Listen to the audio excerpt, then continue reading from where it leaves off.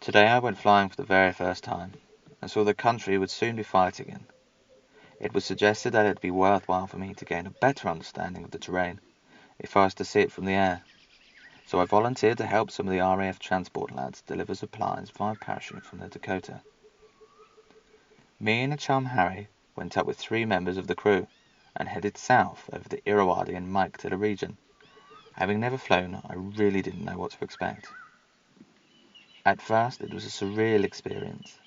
We stood up front watching the crew carry out their methodical activities, controlling the giant lumbering thing with the sky. It was fascinating, but soon we was told to go and sit at the back. We were delivering petrol to the troops down below, and the fumes were overwhelming.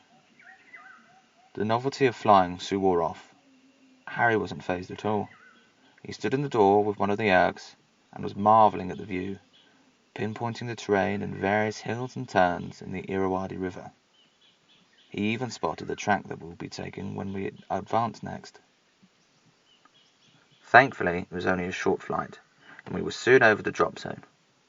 I felt better for standing near the door, but the blasted pilot started chucking the thing around, and consequently us with it. The petrol cans, clearly having already been dropped before, created a slick all over the floor, making our drops terribly hard work.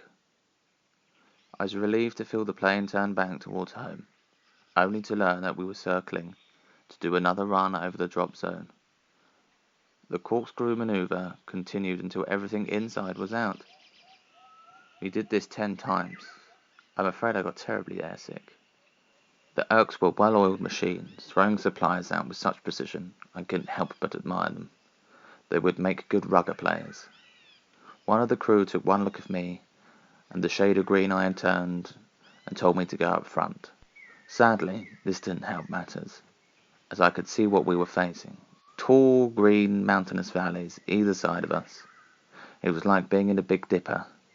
Not to mention the pilot was having to dance around to avoid other Dakotas, all vying for the same spot over the drop zone.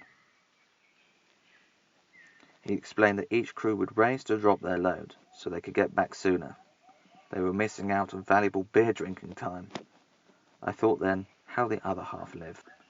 They do this trip 3 times a day. It occurred to me that they would possibly be dropping supplies to us in a few days.